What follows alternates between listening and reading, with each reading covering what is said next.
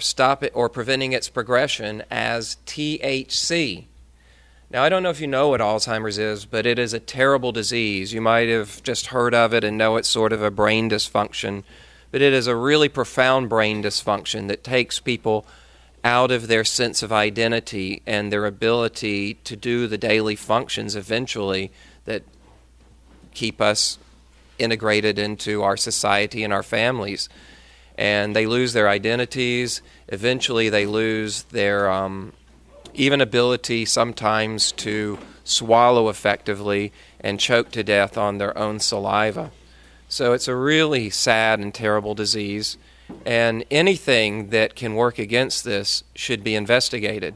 But I do write in my book about the fact that we're under a sort of an umbrella of governmental euphoranoia, this irrational fear of getting high that blockades all of this research into the benefits of cannabis. There's a governmental, a congressional mandate for the that established the National Institute on Drug Abuse that prevents them from providing marijuana or other substances for any research that's intended to show benefit. They're only allowed to provide the government-grown marijuana, which is the sole product that can be used for research in this country, for research that either investigates harm or looks at the basic chemistry of the plant. They cannot provide it for studies to show that they're intended to find benefit. So this is a really sad situation that we've let this take us to this point. There was another study out of Ohio that confirmed these findings from the Scripps Institute, and the lead researcher was Dr. Gary Wink.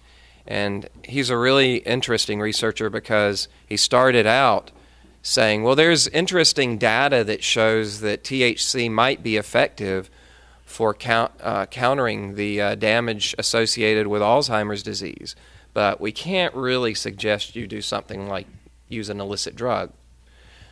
After some more research, he said, well, you know, if you have a family history, it might work. Then he did some more research. And I love this part because he said, you know, research in my lab has shown that activating the brain's marijuana receiver offers significant protection from the damage that is associated with aging that leads to neurological illnesses such as Alzheimer's. And he said his colleague, Dr. Yannick Marchalant, recommends a puff is enough. One puff a day is enough to offer significant protection for the aging brain. Now, we need to get this out there. We need to tell people. You know, I'm an evangelist in this. Yes, I think we need to encourage more people to use cannabis. You don't have to smoke it. You can get a tincture, you can get a lozenge, you can get a spray. There's all sorts of delivery devices because in this state we have safe access. It's very tenuous and it looks to be, you know, receding to a degree. But when we look at this, what we see is the benefits that safe access provides us. And what those benefits are for people who are seriously ill.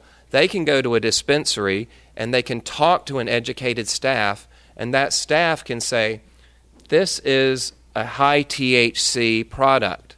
This might work for you because you need more appetite stimulation, you need mood elevation, and you kind of need to work. You might want to be a little bit stimulated, so you might want to get a good sativa. And then you might have someone who is totally hostile to the idea of getting high, but they need to get some product in them because they have pain, they have nausea, they have migraines, whatever it is. And they can go and the dispensary, the bud tender can say, all right, here we have this. It's a low THC, but you're going to get some of the benefits of THC, but you also are going to get some CBD in here, which is going to complement the activity of the THC, and it's going to take down some of the psychoactive effects. So you might feel a little relaxed, maybe just a touch of euphoria, but you're not going to get buzzed. And for the people who want to have pain relief, they can get the type they need. They might need an indica, and they can get that. Or people who have certain types of muscle spasms, they can get that type. And so it really provides, we have the labs, like we have Steep Hill Labs. They test these products, they label them, and this is what Safe Access has provided us with, a whole industry, a whole beautiful world in which we can target cannabinoids for our specific ailments. And you got to understand that how wonderful this is, and yet it's only, let's just say it's budding. It's just starting to bud, because we're still under a lot of pressure, and it's inhibited and hobbled by a lot of the laws against this. But as it proceeds, we'll have even better information, and we'll know and we'll be able to tell people, this is what you need. This really works very well for your dementia. You're not going to get too high. Take a puff right before you go to bed. You're going to sleep well, and it's going to clear your mind. You're going to be able to think better. And we need to expand Safe Access, because that's what's really going to help the health of everyone in this country. I believe that almost everyone can benefit from supplemental cannabinoids. Like I said, you don't have to be a person who's ingesting for euphoria, but to have products in which people can dose themselves with cannabinoids is really very important, because we just see so many good activities from them. And the wave, the train is coming with us. They're not going to be able to keep this repressed very much longer. That's why I wrote this book, because when I first learned about it, the first study for me that was significant was the study that found that chronic long-term marijuana smokers have up to a 37% reduction in the incidence of lung cancer.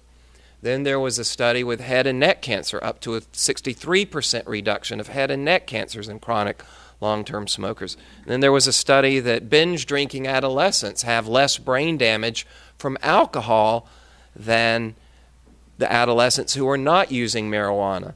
And that's the point at which I said I have to write this book. And the studies just overwhelmed me, and I said, you've got to get this out. We've got to let people know this information, and we've got to incorporate it into our conversational skills and become very persuasive, because we're really going to make a difference, and we're going to see legalization, because this data is not going to change. It's not going to shift. It's going to keep producing confirmation that marijuana use is health positive behavior. So that's the first thing I need to say. One more thing I think I should add is, when you hear studies that will come out, because the government's going to fight this, and you're going to hear studies that say, new research finds marijuana more damaging to adolescent brains than previously thought. You're going to need to learn to look at how the studies were done. And it's not too complex, but just go to the studies and look, because the research that produced those findings was trumpeted throughout the media, that marijuana is much more harmful to the brains of adolescents than previously thought. It's just terrible. It causes developmental damage, and it's a terrible, terrible thing. Well, when you look at this study, what you find out is that it didn't involve human adolescents, and it didn't involve marijuana. It involved adolescent rats who were injected with synthetic cannabinoids. And so, this is nothing that replicates real-world marijuana use. It has no bearing on what marijuana does in the body. It's a ruse. It's a scam. It's disinformation. And we need to be able to confront that. There was another study that was done while I was writing this book, and the headlines were, new study finds that marijuana not helpful for Alzheimer's disease. Well, I kind of locked up, and I'm like, oh God, I'm writing this book. What is this? And I said, calm down. Nothing you've seen so far would validate that. So I went and looked, and what the researcher did was once again injected rats with a synthetic cannabinoid. And it wasn't the synthetic cannabinoid that is more like THC. It was one that's more alien to THC, whereas the one that is more synthetic cannabinoid that's more similar to THC actually does have anti-Alzheimer's activity. So it was just bunk. And I actually sent an email to the researcher and I said, you know, this kind of deception is not helping people with Alzheimer's. Why? Why don't you be honest about your research? It didn't involve marijuana. It did not involve human beings. You're not helping the Alzheimer's community. And I didn't hear back from him. So, is my timing You're doing doing great? Do you want to offer the book? Well, what I thought I would do is maybe read a short passage since we're here in San Francisco. And I don't know how many of you were here during the glory days of Dennis Peron's Cannabis Buyers Club, but it was quite a remarkable time. And I would just like to maybe read a passage about how that came to pass, how he came to establish the Cannabis Buyers Clubs. So let's see, should I... Okay. Let's see.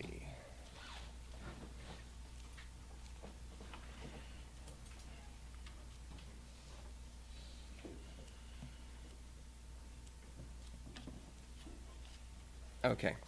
Now, this starts out with the story of the Jinks, who were the second and third. They were a couple who had HIV. They were the second and third AIDS patients who were admitted to the compassionate use program established by the government.